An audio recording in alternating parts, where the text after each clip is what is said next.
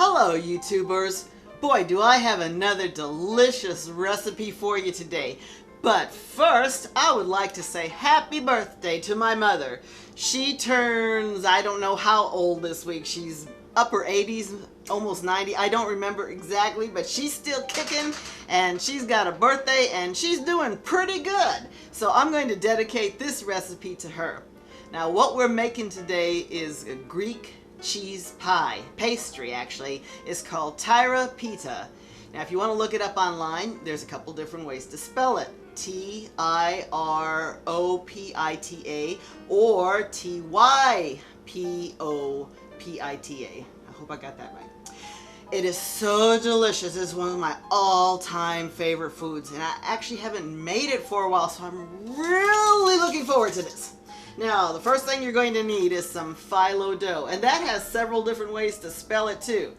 I think the Greek way is P-H-Y-L-L-O, and it also is spelled F-I-L-L-O or F-I-L-O or F-E-L-A, but it's all the same thing, phyllo. Now, if you're in a pinch and you cannot find this, as a desperate last resort, you can use puff pastry, but that's not the same thing. Get phyllo. Now you're going to put several different cheeses in there. There's only one cheese that's an absolute must, and that is feta. Get feta. Now the other cheeses, if you have access to real Greek cheeses like cassera or whatever you call it, I don't know, you can put those in there. But if not, you will also need some ricotta and Parmesan. You might want to have a little milk on the side just to thin it out if need be, and also eggs. Now there are several different recipes online. Everyone's got their own different version. It's basically all the same ingredients, just different proportions. So you might need like 2 to 6 eggs depending on if you want more eggs, more cheese, whatever. And then finally a little bit of spice. You'll need nutmeg. I don't have nutmeg, but I do have cloves, which is fairly similar, so we're going to use that. Also a little parsley. It gives it a nice little, coloring. And salt and pepper to taste. So, get your aprons on. Get your spoons cocked. And let's get cooking. YouTubers, the first thing you're going to want to do is preheat your oven to 375 degrees. You'll also want to melt a stick of butter because you're going to need the butter for your phyllo dough. Also, crumble all of your cheeses and put them in a bowl. Now I have 1 block of feta, and we're going to put in about 2 cups of ricotta and about 1 cup of Parmesan.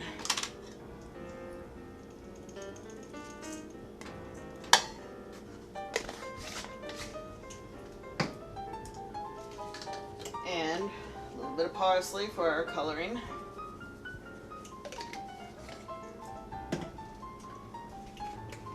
And a little bit of the nutmeg or cloves or allspice if you got it for flavor. And then some salt and pepper to taste. And you don't need a whole lot of salt actually. The feta's pretty salty. You might want to add a little bit of pepper though. And we're going to want to put in some eggs. We're going to start off with 2 and see if that gives us the consistency that we need.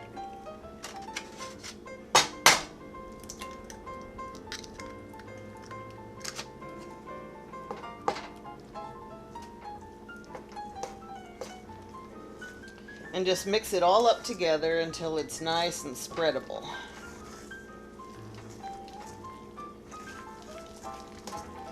And actually, that's a really nice texture there. I don't know if you can really get the gist of it on film, but it's smooth and creamy. We're not going to need to add any more eggs or milk, I don't think. Now we're going to put our phyllo dough in the pan. You'll need a 13x9 pan. If you have glass, that is best, but if not, metal will do. Now phyllo dough is kind of touchy. You're going to want to cover it with a damp paper towel to keep it moist. Otherwise it will dry out really, really quickly because it is so thin, which is something I'm not and won't be from eating all this high-fat food, but so good. So, first thing you're going to want to do is take your melted butter and coat the bottom of the pan. That will help your bottom layer of phyllo to crisp up just a little bit.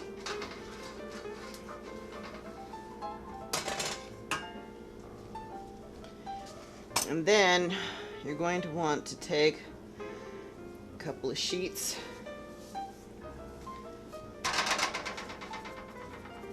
lay it in the pan. See, as you can see, mine broke already.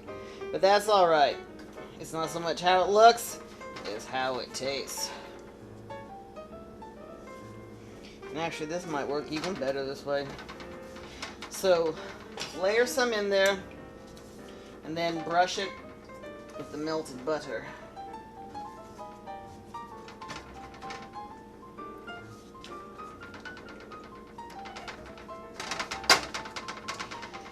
And you're just going to want to repeat that until you got about half of the phyllo in.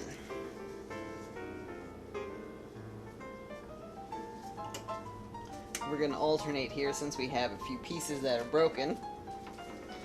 We're going to alternate like the big wide sheet and the little ones that didn't quite make it.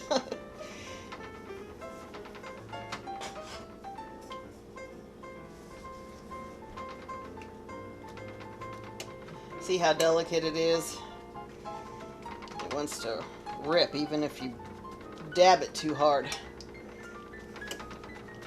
But when it's cooked, it is so fluffy and light and oh, it is delightful.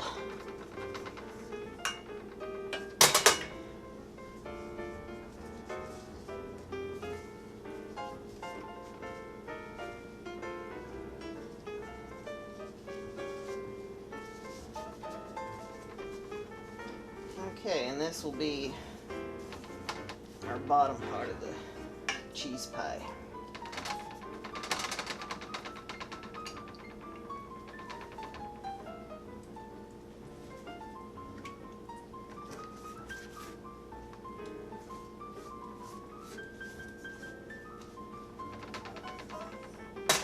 Okay, next, you're going to want to take your cheese and just spread it around in there.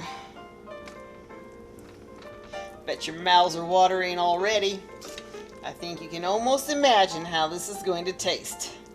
This is such a popular dish in Greece. I understand that you can like buy it almost on every corner.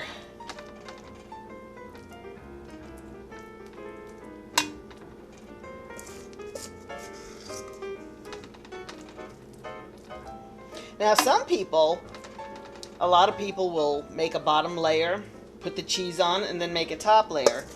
Some people, they might like to have a middle layer of pastry dough. But we're just going to do it this way. However way you want to do it is up to you. Like I said, this is one of those things that every family seems to have their own little knack for. Their own little recipe, their own way of making it. But it all tastes the same in the end. Okay, then put on your last sheets of phyllo. And finally just give that one big last thing of butter. And some people even put a layer on cheese on top. I don't think that's too common, but I have heard of it.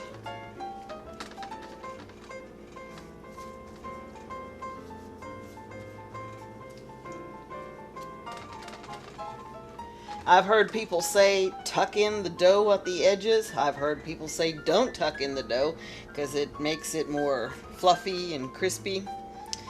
So I just don't know what to tell you about that. I'm not going to tuck it in. But there you go. And now all you need to do is put it in the 375-degree oven for 45 to 60 minutes until it's nice and golden brown.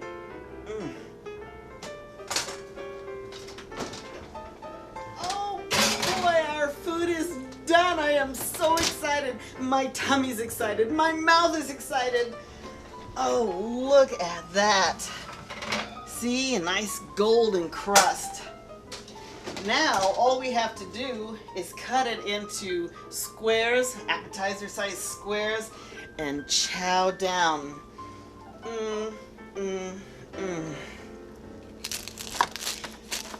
Can you hear that crunch? Oh, yes. My mouth's about ready to have an orgasm.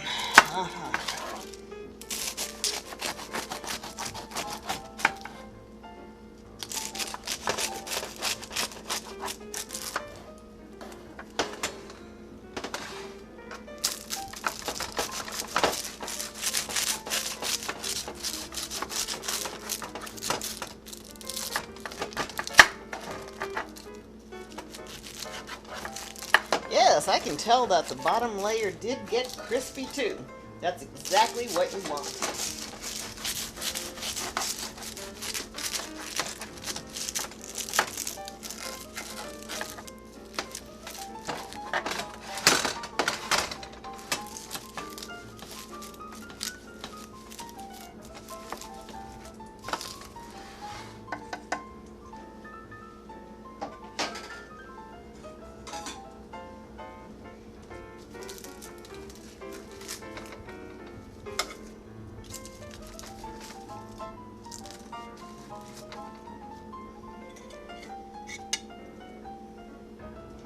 And there you go, Tyropita. That's the end of another delicious recipe. We're gonna eat now. Oh boy.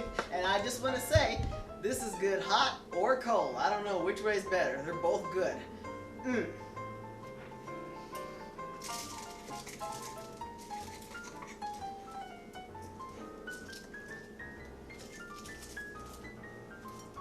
it's pretty good.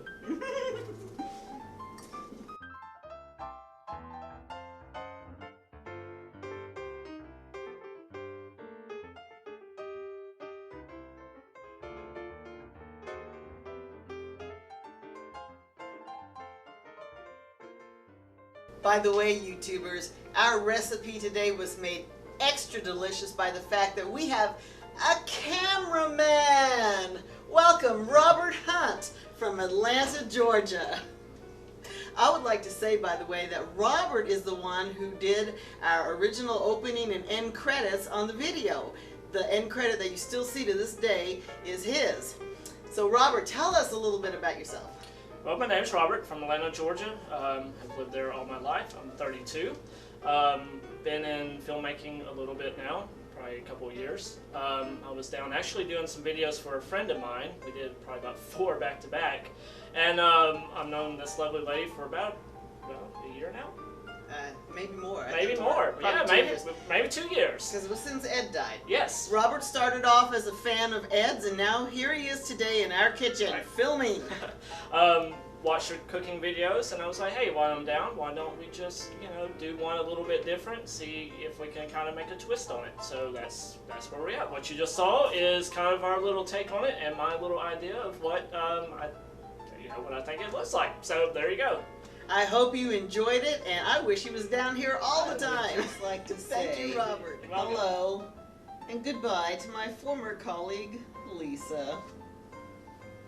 Yes, I say former colleague because yesterday, which is Friday, was her last day. She had the audacity to get a better paying job with less stress. How could you do that? I don't understand. Well, you know what? I was going to rub her nose in the fact that she's going to miss sampling this delicious recipe because I always brought my stuff to her the next day to try. But then I realized just now it wouldn't have done any good anyhow because she decided to go vegan. She does that from time to time, sometimes for long stretches at a time. So she's currently vegan and she wouldn't have eaten my dish anyhow, but darn, I wanted to rub her nose in it. Anyhow, goodbye, Lisa. I hope you have a nice life.